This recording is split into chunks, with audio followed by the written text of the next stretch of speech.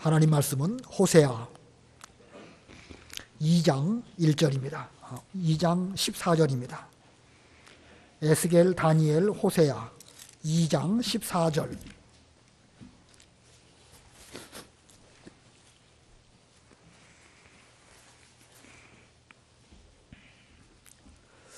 그러므로 보아라, 내가 그 여자를 타일로 광야로 데려가서 다정히 말하고 거기서 내가 그 여자에게 그 여자의 포도원을 주고 아골 골짜기가 소망의 문이 되게 할 것이니 거기서 그 여자가 어렸을 때 곧 이집트 땅에서 올라오던 때와 같이 노래할 것이다.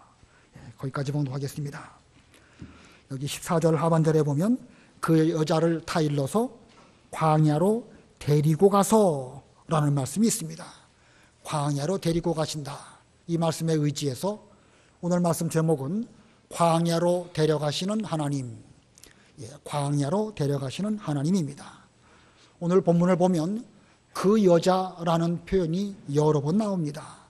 여기 그 여자가 누구일까? 직접적으로는 호세아의 아내인 고멜이라는 여자를 의미하지만 하나님은 선지자 호세아의 아내를 통하여서 상징적으로 말씀하시는 바 바로 이스라엘 백성들을 의미합니다.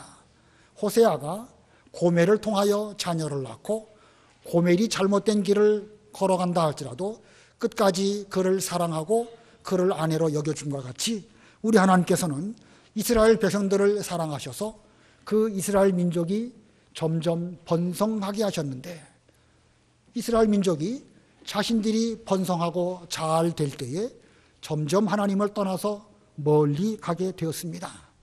그래도 하나님께서는 이스라엘 백성들을 그 남편이 아내를 사랑함과 같이 그들을 사랑하시고 끝까지 붙들어 주시는 그런 가운데 계시는 하나님이신 것을 보여주고 있습니다. 자, 이 호세아 선지자 때에 이스라엘 백성들은 점점 하나님을 떠나서 멀리 가려고 하는 그런 즈음입니다. 그들은 하나님을 떠난 것은 스스로 하나님 없이 잘 살아보려고 했습니다. 이스라엘 백성들이 하나님을 떠났다. 물론 그들이 어느 순간 결심을 하고 앞으로 하나님 떠나서 멀리 가서 살아야 되겠다 이렇게 배반하고 간 건 아닙니다.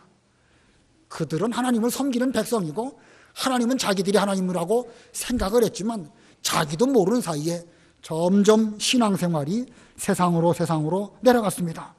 자신들도 모르는 사이에 믿음은 점점 식어졌고 또 열심도 식어지게 되었고 기도도 하지 않게 되었고 예배에도 한 번 빠지고 어쩌다 또 한 번 빠지고 그러다 보면 점점 빠져가는 숫자가 늘어나게 되고 나중에는 아예 빠져버리게 되는 그런 상황이 이스라엘 백성들 가운데 있었던 것입니다. 그들이 그렇게 될 수밖에 없었던 것은 여러 가지 나름대로 사회적으로 국제적으로 환경이 있었습니다.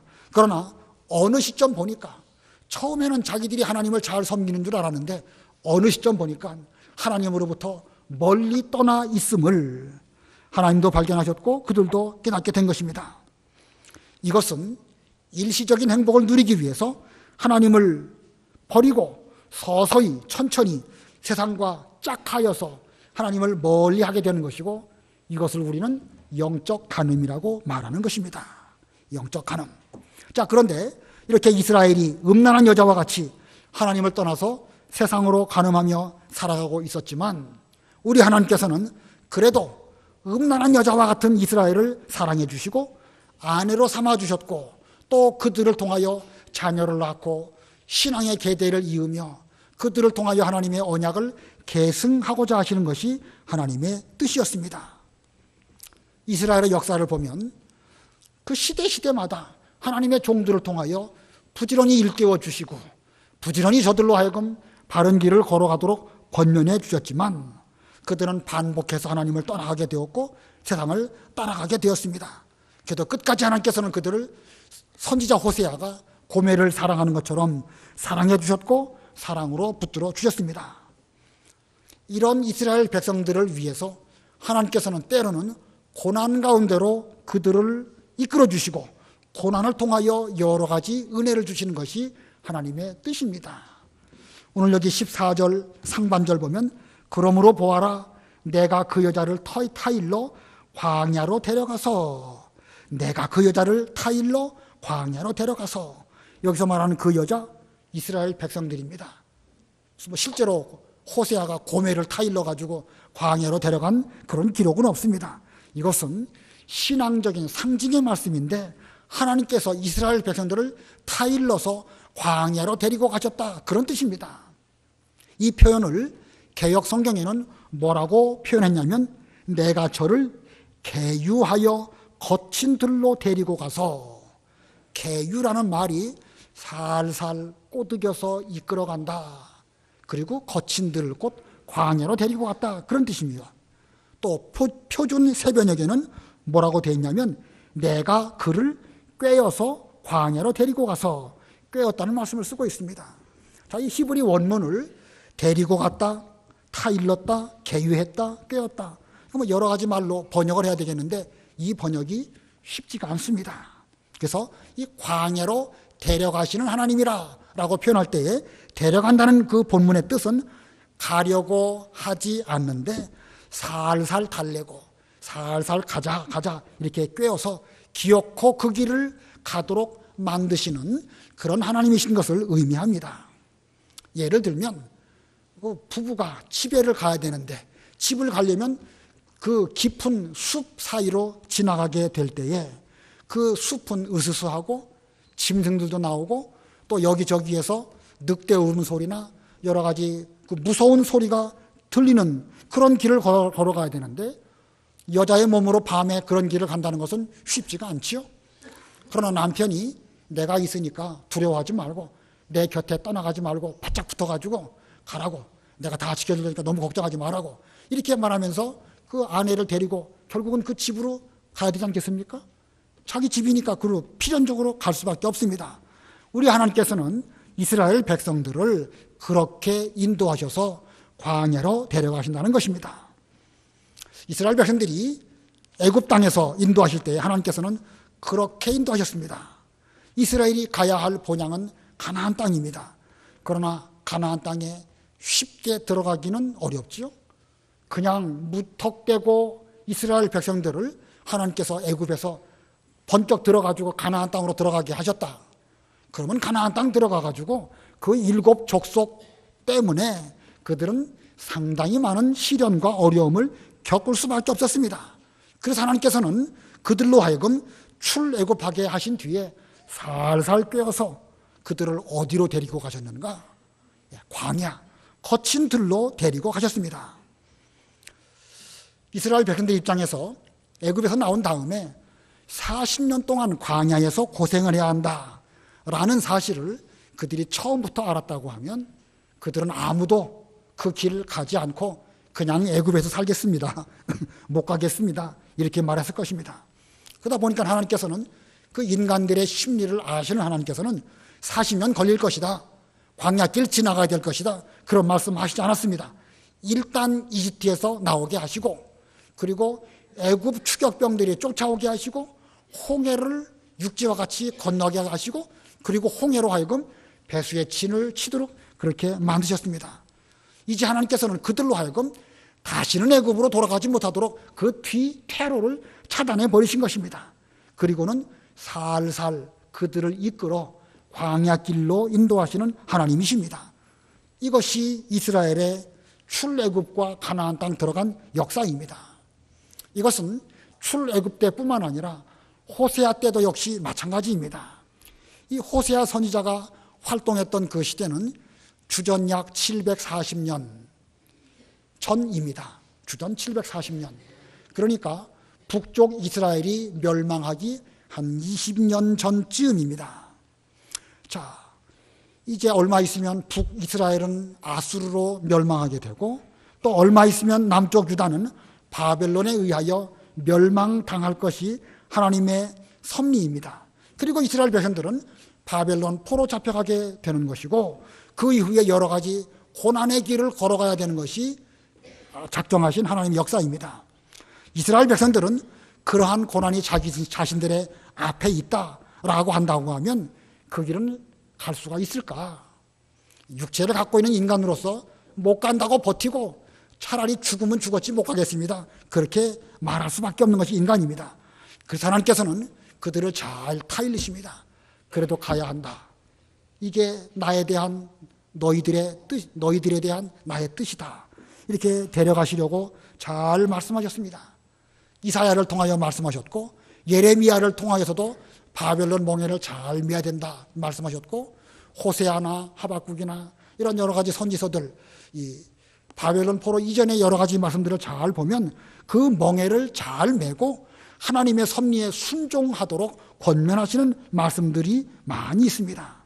그리고 그들은 그 길을 잘 걸어서 바벨론 멍에를 메게 되었고 그리고 돌아오게 되었고 새로운 과정들을 고난 가운데 잘 지나다가 마침내 예수 그리스도가 구세주로 오시는 그런 은혜를 입게 되었습니다.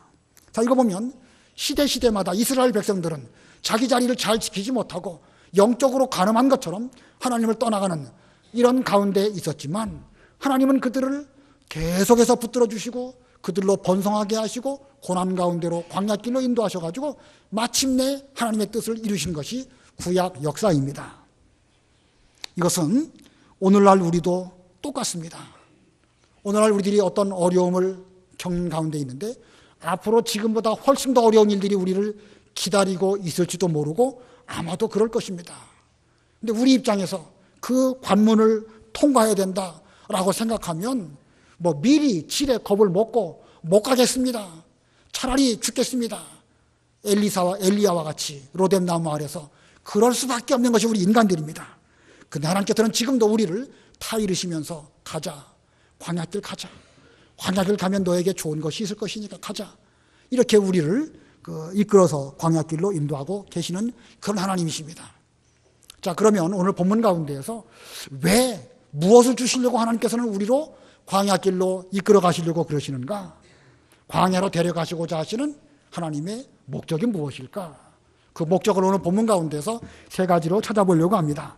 광야로 데려가시는 하나님의 목적 세 가지. 그 중에 첫 번째는요, 말씀으로 위로해 주시려고입니다.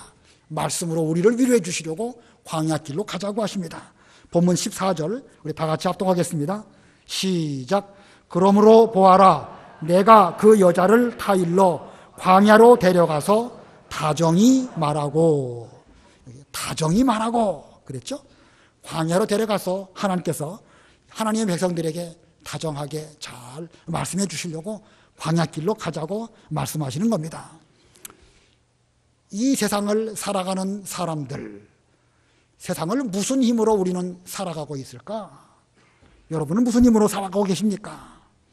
특별히 성도가 세상을 살아가고 있는데 성도로서 우리는 무엇을 힘입어서 세상을 살아가고 있을까? 사람은 무엇으로 사는가? 톨스토이의 소설, 단편소설 제목이 사람은 무엇으로 사는가입니다. 그 답은 사람은 사랑으로 살아간다 라는 것이 그 소설의 답이에요. 그러나 제가 여러분에게 물어보는 답은 그게 아닙니다. 여러분은 무슨 힘으로 세상을 살아가고 계십니까? 물론 사랑입니다. 그러나 무슨 힘으로 우리는 살아가는 것이죠? 여기 다정히 말하고 그랬잖아요. 하나님의 말씀으로 살아가는 것입니다. 잘 생각해 보시기 바랍니다. 우리가 광야에서 살아가는 것은 떡으로 사는 것이고 뭐 물로 살아가는 것이 아니고 하나님의 입으로 나오는 말씀으로 살아가는 것입니다. 신명기에 그 말씀이 있죠. 신명기 8장 2절 3절 읽어보세요. 신명기 8장 2절 3절. 신명기 8장 2절. 너는 여호와 내 하나님께서 이 40년 동안 광야에서 너를 인도하셨던 그 모든 길을 기억하여라. 이는 너를 낮추시고 시험하셔서 내가 그분의 명령을 잘 지키는지 안 지키는지 내 마음속에 있는 것을 알아보시려는 것이었다. 너를 낮추고 굶기시다가 내가 알지 못하고 내 조상도 알지 못하던 만나를 먹게 하신 것은 사람이 빵으로만 사는 것이 아니고 사람이 여호와의 입에서 나오는 모든 말씀으로 산다는 것을 너에게 알게 하시려는 것이었다. 예, 우리가 사는 것은 하나님의 말씀으로 사는 것입니다. 하나님의 말씀으로 주시는 위로로 살고 하나님 말씀의 은혜를 입어가지고 그 힘으로 살고 말씀이 우리를 인도하실 때에 그 말씀 의지해서 갈 때에 물고기도 잡고 제자의 길도 걸어가고 이것이 바로 성도가 세상을 살아가는 근본적인 원리입니다. 그런데 이 진리를 쉽게 말로 설명한다고 깨달아지는 거 아닙니다. 여기 신명기 8장 2절 3절 이 요절을 달달 잘 외운다고 해서 그 사람은 정말로 말씀으로 살아가는 사람일까? 그건 아닙니다. 우리는 이 신명기 8장 2절 3절의 말씀을 어느 즈음에 하나님께서 주셨는가 한번 생각해 보시기 바랍니다. 어느 즈음에 이 말씀을 주셨지요? 신명기 이스라엘 백성들이 광야 40년 다 지나가고 그리고 가나안 땅 들어가기 직전 모압 평지에서 모세를 통하여 주신 말씀입니다. 너희들의 지나간 40년을 돌아보아라. 옷이 헤어지지 아니하고 또 의복이 헤어지지 않고 발이 부르트지 않고 무엇으로 살았는가? 하나님의 입으로부터 나오는 말씀으로 살았다. 우리가 이 말씀을 좀 더 깊게 생각해 본다고 하면 창세기 41장에 보면 이 야곱이 그 이집트 땅으로 먹을 것을 구하러 내려가게 되죠. 흉년이 들어가지고 먹을 것이 없었습니다. 자기 아들 요셉이 애굽의 총리로 있었는데 그것도 모르는 사이에 애굽으로 양식 구하러 갔다가 여차해서 잃어버렸던 요셉도 찾게 되었고 양식 얻어서 먹고 살기 위해서 애굽으로 내려갔습니다. 근데 그 결과가 무엇인가? 그들은 400년 동안 애굽에 종살이 하게 되었습니다. 먹을 것 때문에 내려갔다가 결국은 먹을 것에 붙잡혀가지고 거기에 종살이 했습니다. 물론 여러 가지 하나님의 섭리가 있지만 단편적인 면으로만 본다고 하면 먹고 살기 위해서 그들은 애굽에서 종살이 했다. 그게 400년이었습니다. 400년이 다 지나가게 되고 하나님께서 모세를 보내주시고 그들을 애굽에서 이끌어서 가나안 땅으로 들어가게 하셨습니다. 그러나 도중에 그들의 길을 하나님께서 이제 회정하게 하셔가지고 광야, 거친 들로 나아가게 하셨습니다. 거친 들 광야에 나아가니까 그들은 어떻게 됐죠? 먹을 것이 없어서 아우성을 쳤고 물이 없다고 원망했습니다. 자, 그런데 성경에 이스라엘 백성들이 광야에서 먹을 것 없어가지고 그들이 그렇게 아우성 쳤지만 굶어 죽은 사람 성경에 있던가요? 없던가요? 광야에서. 목말라 죽은 사람 성경에 있다고 했습니까? 없다고 했습니까? 없었습니다. 이렇게 저렇게 해서 그들은 광야 40년을 다 지나가게 되었고 가나안 땅 들어가기 직전에 신명기의 말씀을 통해서 사람이 사는 것은 떡으로 사는 것이 아니라 하나님의 입으로부터 나오는 모든 말씀으로 산다라는 진리를 그들에게 주셨습니다. 그런 면으로 보면 이 귀중한 진리를 그들을 깨닫기 위해서 440년, 애굽의 400년, 광야 40년, 뭐 좀 더 되긴 하겠지만 아무튼 대략적으로 볼 때에 야곱 이후 가나안 땅 들어가기 직전 이 전 과정을 통해서 그들은 이 진리를 비로소 깨닫게 된 것입니다. 그뿐만이 아니죠. 그들은 광야길로 나아가게 되었을 때에 모세를 통하여 십계명을 받았고 모세를 통하여 또 율법을 다 받게 되었고 하나님 섬기는 여러 가지 그 말씀들을 굽이 어려운 시절마다 그들은 잘 듣게 되었습니다. 광야길로 나아갔기 때문에 하나님께서는 그들에게 다정하게 말씀으로 위로해 주셨고 그 위로의 말씀을 백성들이 잘 받았기 때문에 사실은 광야길을 그 말씀의 힘을 힘입어서 그들은 살았던 것입니다. 오늘날 저도 여러분도 이 광야와 같고 거친 들과 같은 이런 고난 가운데 살아가고 있습니다.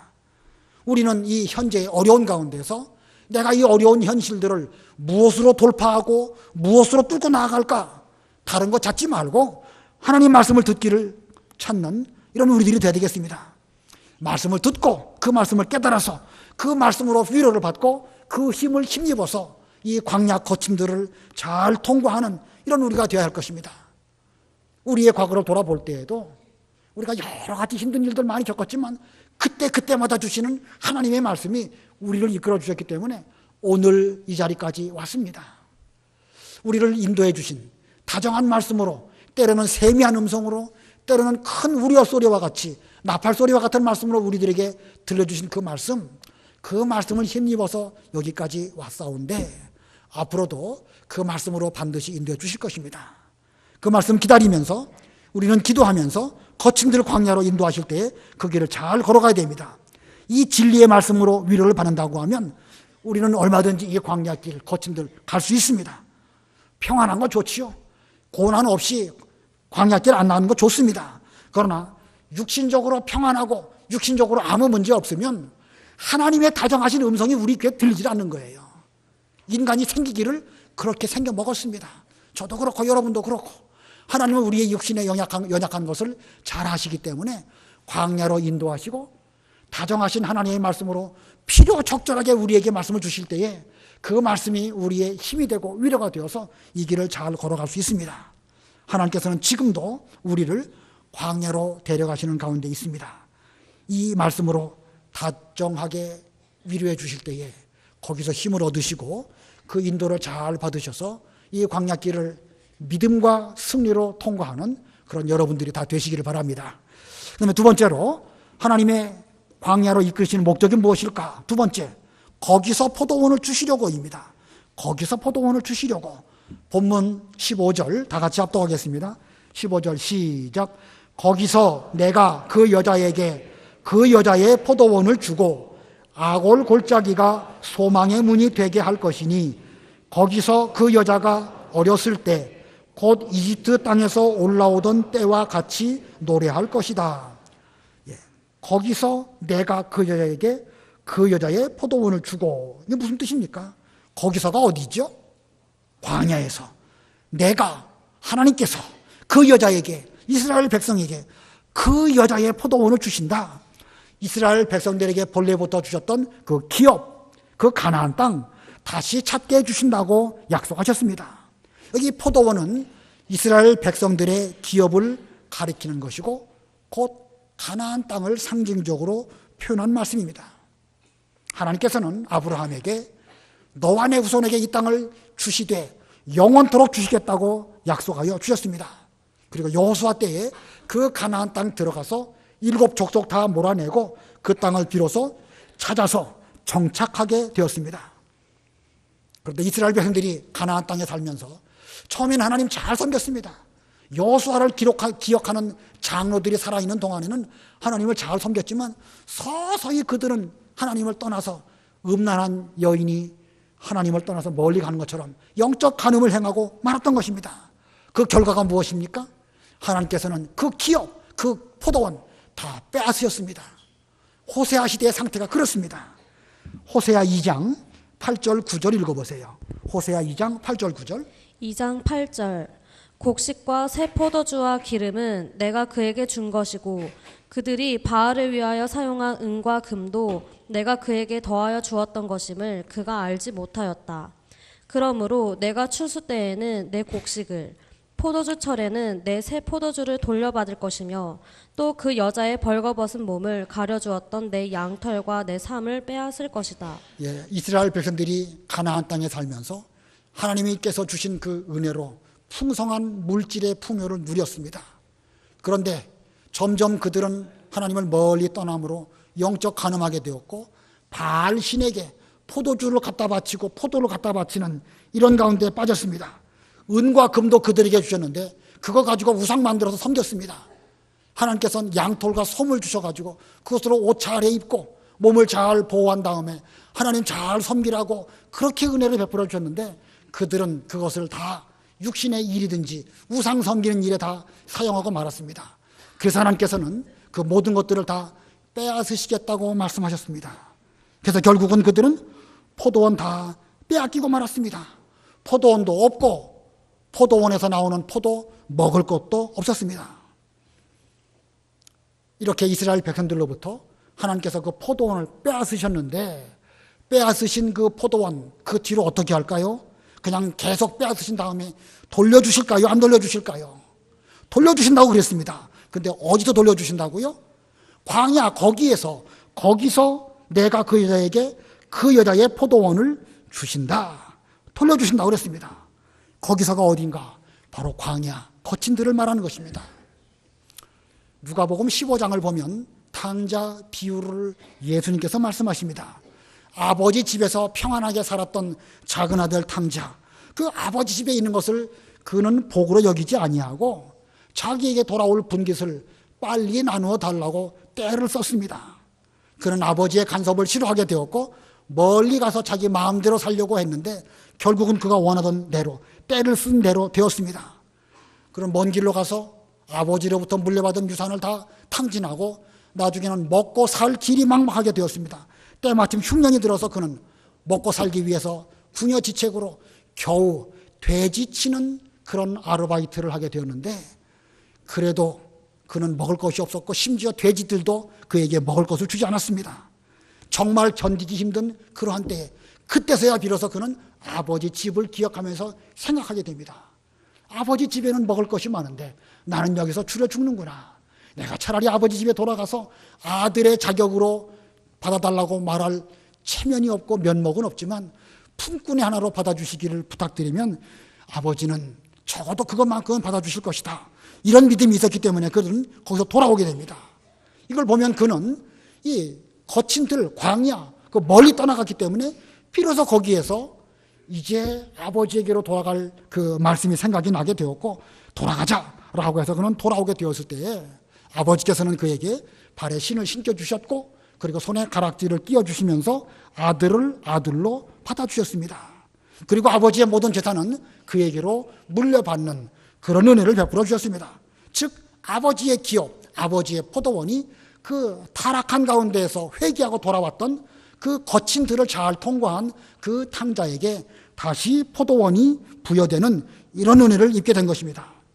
자, 탕자가 이와 같은 흉년 만나고 거친 들을 통과하게 되었을 때에 다정하신 하나님 말씀을 듣고 진리를 깨닫게 되었고, 그런 거기에서 그 하나님의 기업을 물려받는, 포도원을 물려받는 이런 은혜를 입게 된 것입니다. 이런 원리가 성경 전체의 원리입니다. 성경 전체가 다 이와 같은 원리로 우리에게 하나님의 기업을 주십니다. 욥이 얼마나 큰 고난을 겪었습니까? 그러나 욥의 고난은 결코 무의미한 그런 고난이 아니었습니다. 그가 그 고난을 잘 이기고 통과할 때에 이것이 하나님의 주권이고 이것이 하나님의 섭리다라고 깨달았을 때에 마침내 그는 회개에 이르게 되었고, 하나님으로부터 갑절의 복, 장자의 복, 올바른 믿음의 계대를 이어가는 이런 복을 받게 되었습니다. 이스라엘 백성들이 홍해를 건너고 가나안 광야 통과할 때에 많이 힘들었지만 결국은 그들은 그 광야길을 통해 가지고 가나안 땅에 들어가는 영적 실력을 갖게 되었고, 그리고 가나안 땅에 들어가게 되었습니다. 오늘날 우리들도 우리에게, 주께서 우리들에게 겪게 하시는 그 고난이 있다고 하면, 주께서 저로 하여금 겪게 하신다고 하면 제가 다 당하겠습니다 라는 심정으로 우리 앞에 있는 광야길을 주께서 우리를 이끌어 주실 때 그 길로 가야 되는 것입니다. 이제부터는 사람 낚는 어부가 되어라. 이것이 나의 본분이라고 생각된다고 하면 모든 것을 버려두고 따라갈 수 있는 사람이 될 때에 진정 그 사명감에 붙잡힌 바 된 사람이고, 그렇게 길을 걸어갈 때 주님께서는 그를 위해서 기도해 주시고 때로는 잘못할 때 책망해 주시는 것입니다. 그 사명 생각하지도 않고 여전히 물고기나 잡으러 간다고 하면 주님의 기대할 수 없습니다. 물론 그렇게 주시지도 않지요. 반드시 우리로 하여금 계유하셔서 그 길을 걸어가게 하시는데, 그 길을 걸어가는 사람에게는 예수님께서 위에서 기도해 주시기도 하고 마침내 승리하는 길을 걸어가게 하시는 것입니다. 아무쪼록 우리도 이 우리를 위하여 예비해 놓으신 이 포도원, 천국 기업, 우리의 포도원을 잘 받기 위해서 광야길로 힘있게 나아가는 여러분들이 되시기를 바랍니다. 오늘날 우리들에게도 빼앗긴 포도원이 있죠. 하나님께서 그 빼앗긴 포도원 어떻게 하시는지 저희들은 알 수 없습니다. 그러나 우리가 광야길을 잘 걸어가면 하나님께서 바로 그 포도원을 우리에게 주실지 아니면 더 좋은 포도원을 주실지 어떻게 우리에게 갚아주실지 이것은 알 수 없습니다. 하나님의 주권과 섭리 가운데 있는데, 우리가 해야 될 바는 여호와께서 우리를 이끄시고 광야길로 인도해 나가실 때에 그 길을 잘 지금 걸어가는 것, 그걸 잘 걸어가면 거기서 우리의 포도원을 주신다고 했으니까 그 말씀이 오늘날 우리들에게도 속히 이루어질 줄을 믿습니다. 그 다음에 세 번째, 광야로 데려가시는 하나님의 목적이 무엇일까? 세 번째는 아골 골짜기가 소망의 문이 되게 하시려고 하나님은 우리를 광야로 데려가십니다. 아골 골짜기가 소망의 문이 되게 하시려고. 아까 15절 합독하셨지만 다시 한번 합독하시기 바랍니다. 15절 시작. 거기서 내가 그 여자에게 그 여자의 포도원을 주고 아골 골짜기가 소망의 문이 되게 할 것이니, 거기서 그 여자가 어렸을 때 곧 이집트 땅에서 올라오던 때와 같이 노래할 것이다. 이스라엘 백성들이 가나안 땅 들어가게 되었을 때 제일 첫 번째 관문이 여리고 성입니다.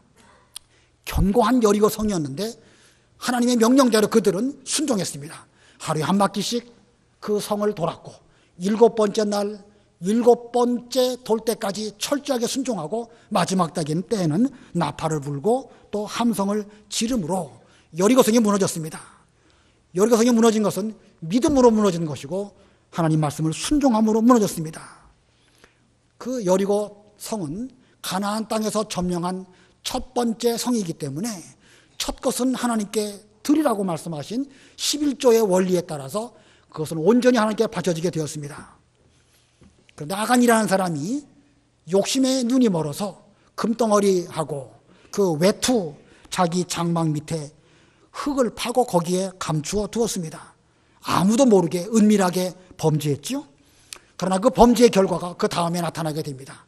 여리고성 다음으로 아이성을 차지하게 되는데 아이성은 지극히 작은 성이었기 때문에 이스라엘 백성 입장에서는 우리가 여리고성도 함락했는데 아이성 저런 정도는 큰 문제 없이 함락할 것이다 라고 했지만 웬걸 거기서 많은 사람이 죽고 전쟁에서 패하고 말았습니다. 여호수아를 비롯해서 모든 백성들이 마음에 절망이 들어왔습니다. 이제 가나안 땅 막 들어와가지고 이제 두 번째 전쟁했는데 이거 뭐 비참하게 그들은 전쟁에서 실패했으니까 백성들의 마음이 황망하게 되었고 전 가나안 땅의 모든 성을 어떻게 칠까 이거 뭐 낙심스럽기가 그지가 없었습니다. 아주 절망에 빠졌지요. 그들은 지금 거친 들 광야를 만났습니다. 자, 거친 들 광야를 만났을 때 여호수아를 비롯한 전 이스라엘 백성들은 여호와의 궤 앞에 나아가서 거기서 무릎을 꿇고 옷을 찢고 땅에 엎드려서 머리털에 티끌을 무릅쓰고 그리고 저녁 늦게까지 기도했습니다. 그랬더니 하나님께서 말씀으로 그들에게 찾아와 주시기를 너희가 죄를 지었기 때문에 이 아이성 전투에서 졌다. 실력이 없든지 아이성 사람들이 강해서가 아니라 죄 때문에 졌다. 이런 것을 깨닫게 되었습니다. 자, 그래서 그들은 누가 죄를 지었기 때문에 그럴까? 그 한 사람의 작은 죄가 얼마나 무서운 죄일까? 그래서 그들은 그 죄를 찾아내려고 이제 지파마다 집안별로 제비를 뽑게 되었고 유다 지파의 아간이라고 하는 사람이 그 낙점이 되었습니다. 결국은 아간이라는 사람의 죄, 스스로 은밀하게 그 죄를 지었지만 다 들통나게 될 수밖에 없었습니다. 이제 그 죄를 완전하게 끊어버리기 위해서 아간과 그의 식구들, 그의 소유물과 그의 짐승들 다 어느 골짜기로 가서 거기에서 돌로 쳐서 죽이고 그 모든 것들을 다 이제 불살라 죽여 다 철저하게 끊어버리고 말았습니다. 죄를 이렇게 철저하게 끊어버린 곳, 거기가 바로 아골 골짜기입니다. 그랬더니 이스라엘 백성이 어떻게 되었는가?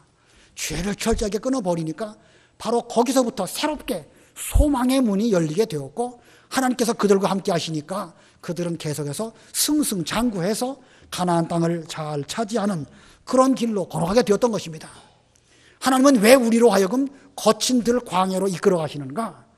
광야를 통과할 때 내게 어떤 죄가 있는가? 그 죄로 드러나게 하시고 그 죄를 끊어버리되 완전하게 철저하게 끊어버리도록 하시려고 우리로 하여금 그 길로 인도하시는 것입니다.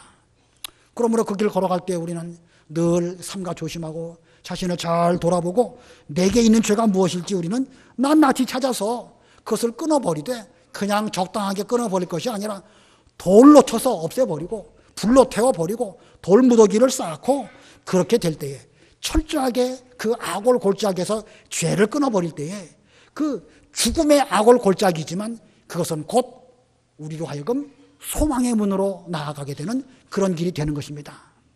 어느 면에서 보면 우리 죄값을 담당하신 예수님의 십자가 죽으심, 가장 무서운 저주의 죽으심이지만 그 관문을 통과하니까 예수님의 부활이 우리에게 나타나는 것과 같은 그런 문이 열려지게 되는 것입니다. 자, 이스라엘 백성들이 범죄할 때에 하나님께서는 그들을 아골 골짜기라고 하는 광야, 거친 들, 십자가 이런 것을 만나게 하셨고 거기서 죄를 완전하게 끊어버렸을 때에 비로소 소망의 문이 열리게 되었고 구원의 은총이 열려지게 되었고 천국으로 나아가는 그런 그 직통 길이 예수님의 십자가로 말미암아 열려지게 되었습니다. 그래서 오늘 15절 마지막에 보니까 마침내 애굽에서 올라올 때에 노래했던 것과 같이 그들로 하나님께 영광을 돌려드리고 노래하게 할 것이다. 이렇게 말하였습니다. 이스라엘 백성들이 출애굽할 때에 홍해를 건너서 모세는 모세대로 하나님께 노래를 불러 영광 돌려드렸고, 미리암과 여인들은 소고를 가지고 춤을 추면서 하나님께 기쁨의 찬송을 드렸습니다. 이것이 하나님께서 우리로 하여금 거친들 광야로 데려가시는 목적인 것입니다. 오늘 하나님께서 여러분들을 또는 우리 교회를 이 광야 거친들로 인도하고 계십니다. 어떻게 해야 될까? 우리가 이 길을 어떻게 갈 수 있을까? 우리는 이 과정을 통해 가지고 하나님의 말씀을 깨달아야 됩니다. 다정하게 우리에게 말씀하시는 그 말씀 잘 들을 수 있는 기회인 줄 알고 고난만 모시지 말고 우리를 이끌어 주시는 하나님이신 것을 기억하면서 이 길을 잘 걸어가고 마침내 그 말씀을 들어야 돼요. 그 말씀을 들으면은요, 그것이 우리의 힘이 되고 그것이 우리의 위로가 되어서 새롭게 길을 갈 수가 있습니다. 또 현재 빼앗긴 포도원 걱정할 거 없습니다. 포도원이 문제가 아닙니다. 우리가 그 하나님 말씀을 잘 순종해서 광야길 걸어가게 되면 하나님께서 반드시 그거 주십니다. 절대 아까워하시지 않습니다. 탕자의 아버지가 탕자에게 모든 것을 주실 때에 그거 아까워하지 않았습니다. 신발도 신겨주시고 가락지도 끼워주시고 아들로 받아주실 때에 아들답지 않은 아들을 내가 아들로 받아줘야 되는가 고민하시지 아니하시고 기꺼이 그것을 다 주시고 영접해 주셨습니다. 우리 하나님 아버지께서도 마찬가지입니다. 우리가 믿고 구원받으면 천국 포도원은 반드시 우리 것입니다. 걱정하실 거 없습니다. 그리고 또 우리로 하여금 광야길을 걸어가게 하실 때에 우리는 그 광야길에서 우리의 죄를 철저하게 잘 찾아가지고 악을 골짜기가 돼야 됩니다. 죽음의 십자가가 된다고 하면 그 이후에 영광의 부활이 우리를 기다리는 줄 알고 죄를 철저하게 찾아가지고 십자가에 못 박고 회개함으로 이제 악을 골짜기가 우리에게 대하여 소망의 문이 되어지고 또 구원받고 하나님께 기쁨으로 노래 부르고 찬송 부르는 그런 길을 걸어가시는 여러분들이 다 되시기를 바랍니다. 기도하시겠습니다.